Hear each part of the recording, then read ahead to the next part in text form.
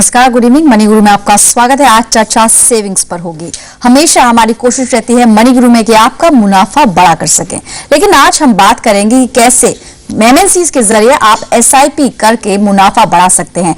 इस खास चर्चा में हमारे साथ दो मेहमान रहेंगे। हमारे साथ आज के कार्यक्रम में शामिल है हर्षवर्धन रुंगटा सिक्योरिटीज के CFP और साथ ही Prakash Sinha mutual fund expert होने के साथ साथ नर्चर इंडिया के डायरेक्टर भी। आप दोनों का ही बहुत बहुत स्वागत है कार्यक्रम में। धन्यवाद। इससे पहले के सवाल जवाब को हम शुरू करें, हर्ष पहले आपके पास आना चाहूंगी। अक्सर हमें ख्याल आता है कि कई सारी ऐसी विदेशी कंपनियां हैं जैसे मैकडॉनल्ड्स है, गूगल है, जो इंडिया में लिस्टेड तो नहीं है, लेकिन क्या मैं उसके मुनाफे का कुछ हिस्सा ले सकती हूँ? क्या जवाब है आपके पास? क्या कुछ हो सकता है ऐसा कि मैं SIP के जरिए इन बड़ी कंपनीज में निवेश कर सकूं?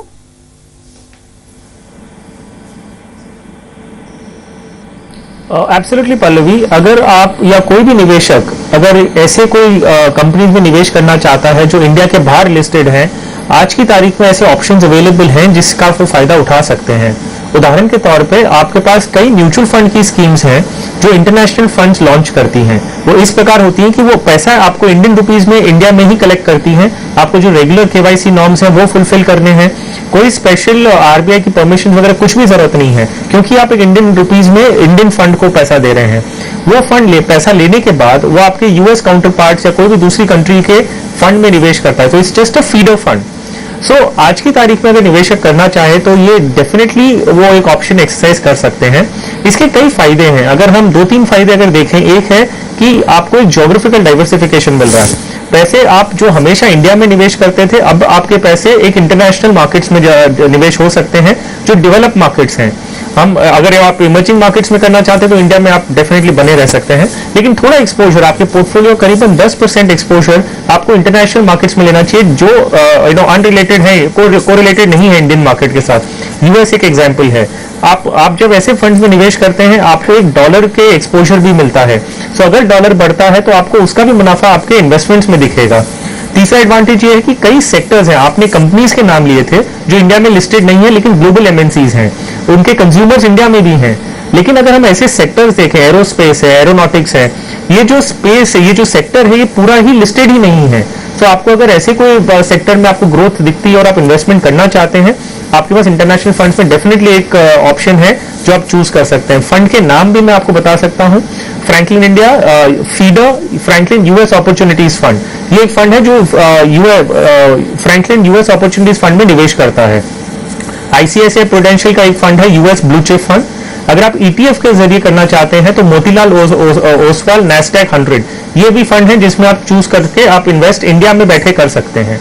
सिर्फ एक चीज का जो ध्यान रखना होगा वो ये है कि आप भले ही इक्विटीज में निवेश कर रहे हैं, लेकिन अगर हम टैक्सेशन पर्पज से देखें तो टैक्सेशन के लिए लॉन्ग टर्म कैपिटल गेन्स जो इंडियन इक्विटीज में टैक्स फ्री होता है, क्योंकि आप एक्सचेंज पे ट्रेड करते हैं, STT भरते हैं, ये चीज लागू नहीं होती है जब आप इंटरनेशनल फंड्स की बात करते हैं। ये डेट की तरह ट्रीट किए जाते हैं। तो लॉन्ग टर्म कैपिटल गेन्स जो है वो टैक्सेबल होता है, 10% without indexation and 20% with indexation.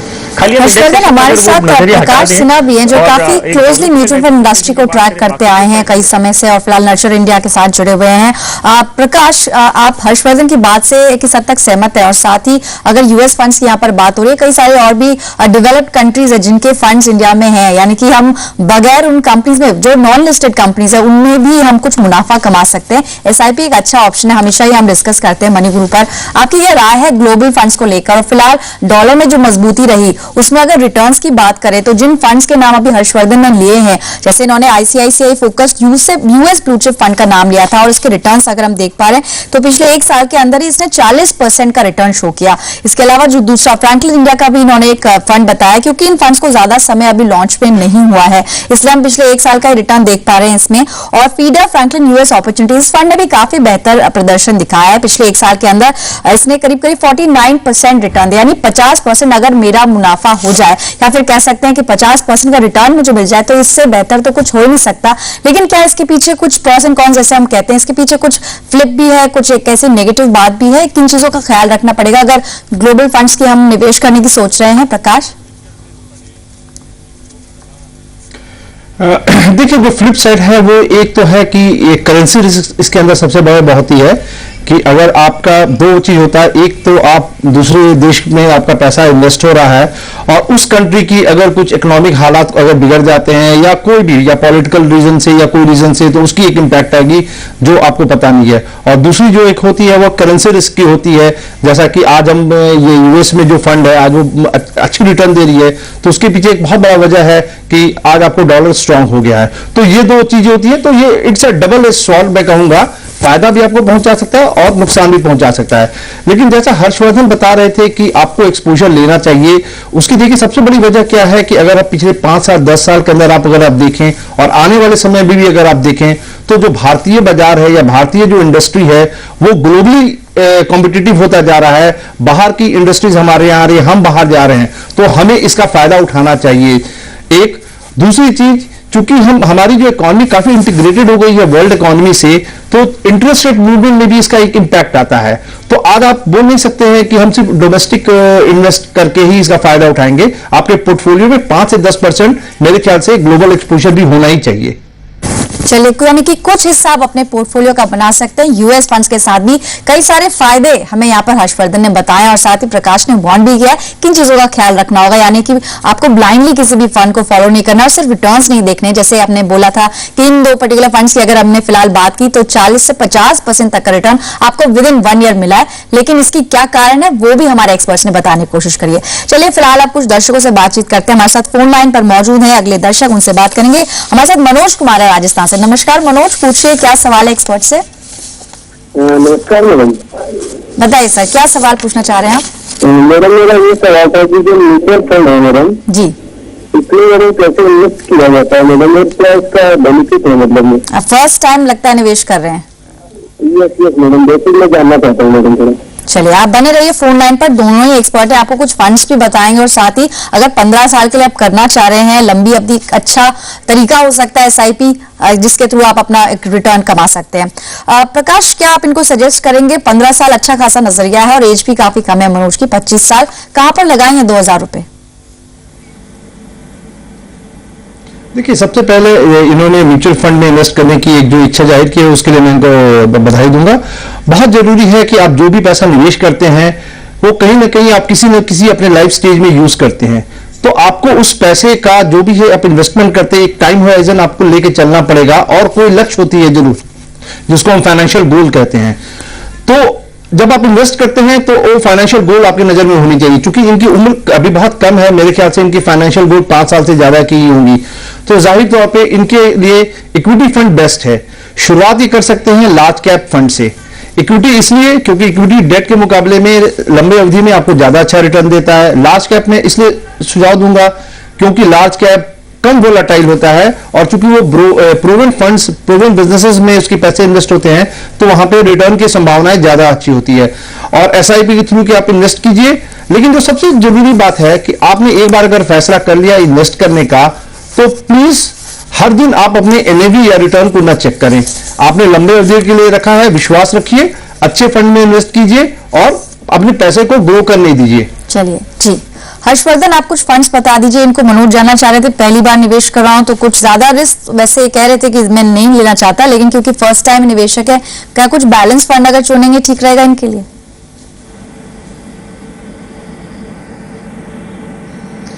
एक ऑप्शन जरूर है, जैसे प्रकाश ने कहा, अगर ये लार्ज कैप फंड में करते हैं तो उसमें वॉलेटिलिटी कम रहती है, लेकिन अगर वो 100% इक्विटी से कंफर्टेबल नहीं है तो यस, इनके पास ऑप्शन रहता है कि एक बैलेंस फंड चूज कर सकते हैं। क्योंकि इनका 5 इयर्स का नजरिया है, ये बैलेंस फंड में ऐसा कोई फंड चूज कर सकते हैं जिसमें इक्विटी का कंपोनेंट ज्यादा हो, तो इनके पास एक थोड़ा वो स्टेबिलिटी की पोर्टफोलियो मिल सकती है। मैं इन्हें एक और फंड का नाम बता सकता हूँ, वो है HDFC प्रूडेंस फंड। इसमें 75% आपका इक्विटी में होता है, 25% डेट में होता है। सो अगर 5 साल के नजरिए के हिसाब से अगर इक्विटी एग्रेसिव बैलेंस फंड लेना चाहते हैं तो प्रूडेंस फंड इनके पास एक अच्छा ऑप्शन है। और इक्विटीज में इसका निवेश होता है और उनको 5 इयर्स के ऊपर अगर बाद में समझ में आता है और इन्हें और लंबा रहना है तो ये 100% इक्विटी में भी ट्रांसफर कर सकते हैं, लेकिन 5 साल तक डेफिनेटली इन्हें ऐसे कोई फंड में बने रहना चाहिए। तो चलिए मनोज, फिलहाल शुरुआत आपको करनी है तो आप कुछ बैलेंस फंड्स का रुख कर सकते हैं। आईसीआईसीआई बैलेंस, एचडीएफसी बैलेंस, जैसे स्क्रीन पर हम देख पा रहे हैं पिछले 5 साल के अंदर करीब 18 से 22% का एक एनुअलाइज्ड रिटर्न मिला, यानी हर साल अगर सालाना आधार पर देखें तो 18% रिटर्न इन दोनों फंड्स ने लगभग दिया है आपको। लेकिन सिर्फ आपको रिटर्न्स नहीं देखने, कुछ और भी फैक्टर्स होंगे आपको वो देखने होंगे, अपनी रिस्क कैपेसिटी आपको देखनी होगी। कुछ और भी दर्शक है, उनसे बातचीत करेंगे, लेकिन फिलहाल एक ब्रेक के लिए रुकते हैं। प्रकाश और हर्षवर्धन दोनों से ही बातचीत जारी है।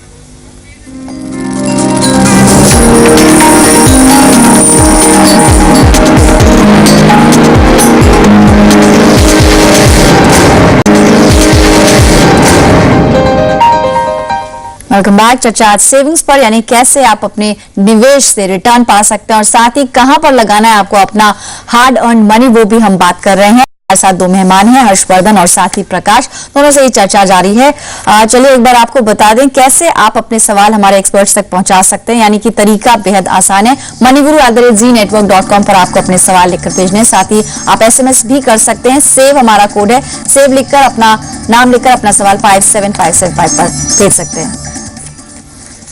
चलिए अगले दर्शक का सवाल हम ईमेल के जरिए ले रहे हैं। अनिल कुमार साहब का सवाल है, दिल्ली से इन्होंने भेजा है और ये कुछ अपनी रिटायरमेंट की बात कर रहे हैं। इन्होंने मेंशन किया है कि 1 साल पहले मैंने रिटायर किया है और अब इनके बेटे की शादी होनी है अगले 2 से 3 साल में।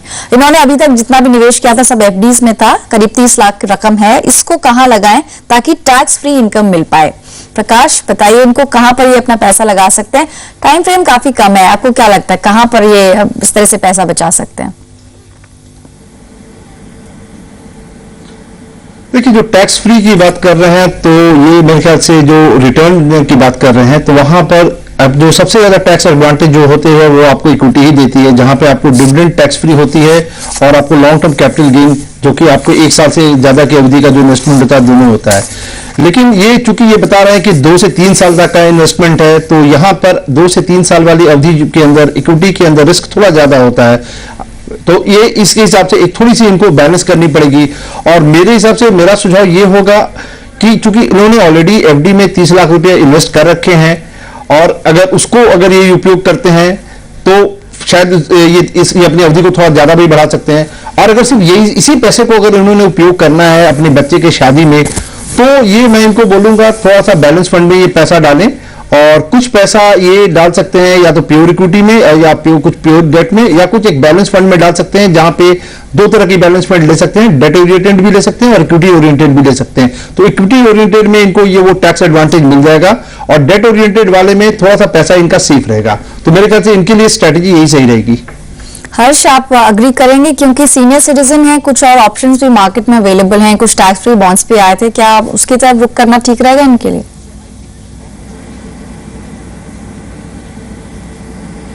मेरा सुझाव ये रहेगा कि अगर ये FD रिटायर्ड है, FD में ऑलरेडी इन्वेस्ट कर रहे हैं और ये इंटरेस्ट इनकम पे काफी डिपेंडेंट है, तो मेरा सुझाव ये रहेगा कि ये टैक्स फ्री बॉन्ड्स में अगर निवेश करते हैं तो इनके लिए ज्यादा बेहतर होगा, स्पेशली अगर ये 20 या 30% ब्रैकेट में है, इनकी पेंशन आ रही होगी प्लस जो इंटरेस्ट आ रहा है, तो इनके लिए अगर ये टैक्स फ्री बॉन्ड प्रेफर करते हैं इन्वेस्टमेंट के लिए तो इनके लिए ज्यादा बेहतर होगा। FD भी मैं सजेस्ट करूंगा, जो एग्जिस्टिंग FD कर रखी है वो भी वो तोड़ के फिर ये टैक्स फ्री बॉन्ड्स में कर सकते हैं। FD में ज्यादा से ज्यादा इन्हें रिटर्न्स जो मिल रहा होगा वो है 9 या 9.5%। अगर हम 20 या 30% टैक्स ब्रैकेट में देखते हैं तो ये रिटर्न्स जो है वो 8% के नीचे चला जाता है। तो आज की तारीख में जो टैक्स फ्री बॉन्ड्स अवेलेबल हैं, अगर हम देखें तो 17 फरवरी से आपको ये एनॉर पोर्ट और IREDA करके ये इश्यूज चालू होने वाले हैं। इनका 10 इयर्स का जो बॉन्ड है वो है 8.4%, 15 एंड 20 इयर्स की जो बात अगर हम करें तो वो है 8.8%। तो ये इसमें निवेश कर सकते हैं या तो लिस्टेड जो टैक्स फ्री बॉन्ड्स हैं उसमें निवेश कर सकते हैं। 2 या 3 साल बाद जब इन्हें पैसों की जरूरत है, ये बॉन्ड्स लिस्टेड होते हैं तो ये मार्केट में इसे बेच सकते हैं। और हम ये भी देख रहे हैं कि इंटरेस्ट रेट अगर 1 या 2 साल में कम होते हैं तो इन्हें कैपिटल गेन्स का भी एक ऑप्शन मिल जाएगा जिससे इनके अप्रिसिएशन मिलेगा अपने वैल्यू पे। तो मेरे हिसाब से टैक्स फ्री बॉन्ड इनके लिए ज्यादा सेफ रहेगा, एक स्टेबल इनकम का जरिया रहेगा, क्योंकि ये रिटायर्ड है और इनकम इंटरेस्ट इनकम पे डिपेंडेंट है। तो ये टैक्स फ्री बॉन्ड चूज करके उसमें निवेश करें तो इनका शायद पोर्टफोलियो थोड़ा स्टेबल बन सकता है और उनकी जरूरत के टाइम पे काम भी आ सकता है। तो अनिल, आपको दोनों ऑप्शंस यहाँ पे बता दिए हमारे दो एक्सपर्ट्स ने, तो आपको जो ठीक लगता है आप अपनी सहूलियत के हिसाब से, मोरओवर आप क्या चाहते हैं, क्या आपके टारगेट से कितना रिस्क आप लेना चाह रहे हैं, क्योंकि अवधि आपको चुननी होगी कि आप अगर टैक्स फ्री बॉन्ड्स भी चुन रहे हैं तो 5 ईयर्स, 10 ईयर्स, 15 ईयर्स, अलग अलग उसमें टर्म्स होती हैं, ध्यान से आपको उनका चुनाव करना होगा। अगले दर्शक हमारे साथ फोन लाइन पर रंजीत है कोलकाता से। नमस्कार रंजीत, पूछिए क्या सवाल है एक्सपर्ट से। मैडम हेलो, बताइए सर, क्या सवाल पूछना चाह रहे हैं, और टीवी का वॉल्यूम म्यूट कर दीजिए। सवाल था वो मेरे डॉटर 15 ईयर्स का है जी, उसके लिए सवाल था।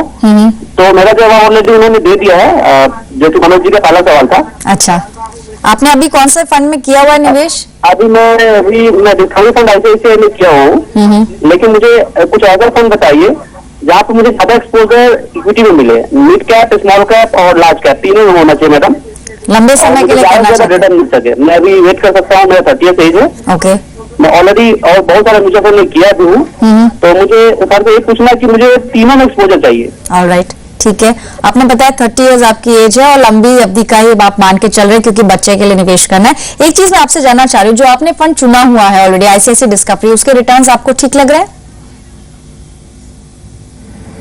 आप उसको मॉनिटर कर रहे हैं? हाँ, उसको मैं नोटिस कर रहा हूँ, मुझे देखना नहीं है क्योंकि सर नहीं बताया मुझे चेक नहीं करना है। मैं उसको 5 साल बाद ही एक बार चेक करूंगा। चलिए, आप बने रहिए फोन लाइन पर। हमारे साथ हर्ष भी है, उनसे जानते हैं कि कितना ठीक है जो आपका चुनाव है। ICICI डिस्कवरी हर्षवर्धन इन्होंने लिया हुआ है, जैसा इन्होंने बताया। मैं कुछ ही टाइम पहले 9 मंथ्स हो चुके हैं इस फंड को शुरू हुए, अभी इसको रखना ही चाहते हैं, उसके अलावा कुछ एडिशनल निवेश करना चाहते हैं, अनदर 4000 में भी SIP के जरिए कर सकते हैं। इस फंड को कंटिन्यू करना है या नहीं, और सेकेंडली अगर कोई और फंड चुनना है, कौन सा फंड होना चाहिए?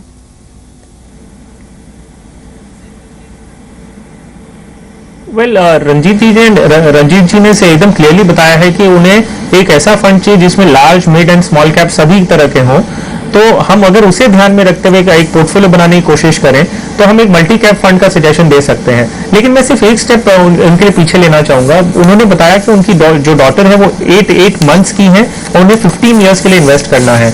तो अगर हम एक होलिस्टिक प्लान बनाते हैं तो इन्हें अगर अभी 6000 रुपए, अगर आइडियली अगर हम बात करें 6000 रुपीज जो उन्हें निवेश करना है वो इस प्रकार कर सकते हैं। 4000 रुपीज एक लार्ज कैप फंड में करें, which is Franklin India index fund BSE Sensex plan, और 2000 रुपए जो अभी वो ICICI प्रू डिस्कवरी फंड में कर रहे हैं वो मिड कैप फंड है, अगर वो उसमें ना करके एक दूसरे एसेट में चले जाएं जो है गोल्ड।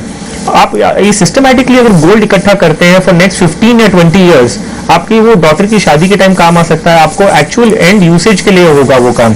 तो अगर आप 2000 रुपए का SIP SBI गोल्ड फंड में करते हैं तो गोल्ड आप इकट्ठा करने लग जाते हैं और वो आपको 15 या 20 साल बाद एक अच्छा अमाउंट बन जाता है जो आप एक्चुअली यूज कर सकते हैं।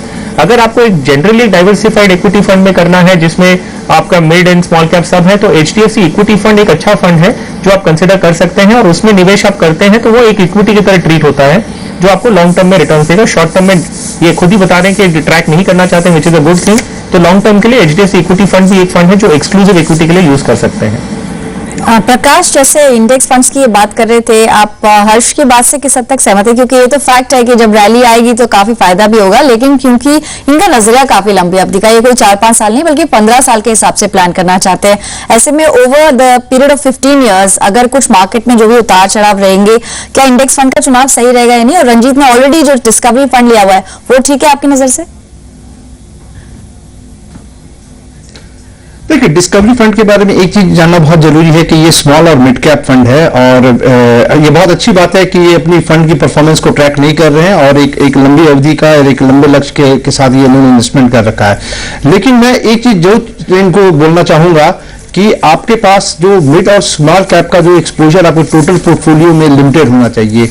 बहुत बार हम गलती क्या कर जाते हैं कि हम बहुत सारे फंड में डालते हैं और शायद हम जो कैप के हिसाब से जो होनी चाहिए एलोकेशन, वो थोड़ा सा गलत कर बैठते हैं। तो वो एक बार ये देख लें, अगर जैसा कि इन्होंने बोला कि मैं मल्टी कैप में डालना चाहूंगा या मैं तीनों कैप में डालना चाहूंगा, अगर इन्होंने ओवर एक्सपोज्ड है अगर ये स्मॉल और मिड कैप में, तो मैं बोलूंगा यहां से थोड़ा सा ये निकल जाए और बेहतर होगा ये लार्ज कैप में डालें। क्योंकि देखिए, जब इकोनॉमी रिवाइव करेगी तो सबसे ज्यादा फायदा शुरू में लार्ज कैप को ही होता है और फिर उसके बाद धीरे धीरे मिड कैप और स्मॉल कैप को होता है। तो मैं चाहूंगा कि ये पहले अपना एक एक्सपीरियंस अच्छा रखें, लार्ज कैप में डालकर। और जैसा कि अभी मिस्टर रुंगटा ने बोला, मैं उस पर सहमत हूं कि ये कुछ अगर चाहे तो गोल्ड में रख सकते हैं, क्योंकि गोल्ड का एक रिटर्न भी अच्छा मिल जाएगा, दूसरा ये अपनी बच्ची की शादी के लिए उसको यूज भी कर सकते हैं। चलिए, तो आपको एक्सपर्ट की राय मिल गई है। अगले दर्शक हमारे साथ लोकेश चंडेल साहब राजस्थान से मौजूद है। नमस्कार लोकेश, पूछिए क्या सवाल है।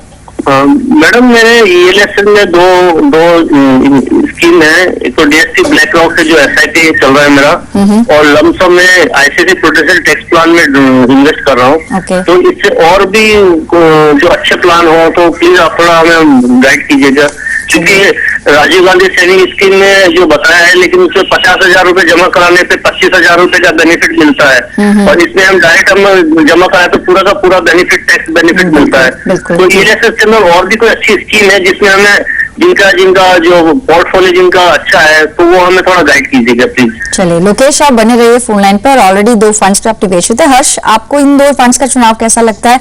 ये जो 2 ईएलएसएस इन्होंने बताया, टैक्स प्लान आईसीआईसी प्रूका और साथ ही डीएसपी ब्लैक रॉक में तो ये एसआईपी ही कर रहे हैं, कौन सा रूट ज्यादा बेटर है? अगर टैक्स सेविंग की बात करें, एसआईपी करें या एक मुश्त ठीक है?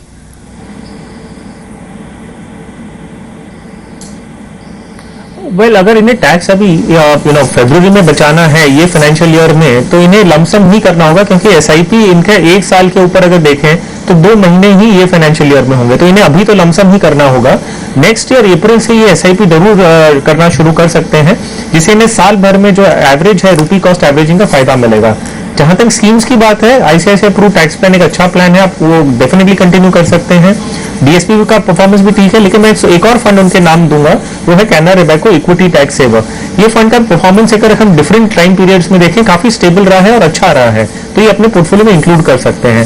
सिर्फ एक चीज मैं ऐड और करना चाहूंगा, इन्होंने Rajiv Gandhi equity saving schemes के बारे में जो बात की है, ये strictly speaking Rajiv Gandhi equity saving schemes और ईएलएसएस आप कंपेयर नहीं कर सकते।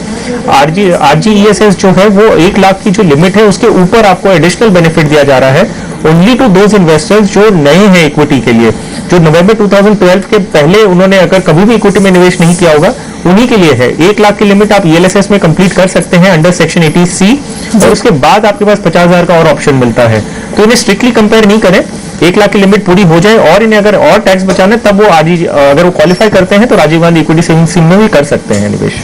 चलिए, तो कुछ फंड्स भी आपको बता दिए एक्सपर्ट ने, और ऑलरेडी जो आपका फंड निवेशित हैं जिसमें उसके भी रिटर्न्स कंपेयर कर सकते हैं। हाँ, क्योंकि लॉक इन तो हम कंप्लीट करना ही होगा, लेकिन लॉक इन के बाद भी बने रहेंगे तो भी आपके लिए अच्छा ही रहेगा। फिलहाल आज के सेगमेंट में इतने सवाल ले पाएंगे। प्रकाश, आपका और साथी हर्षवर्धन, आपका बहुत बहुत शुक्रिया जी बिजनेस को समय देने के लिए।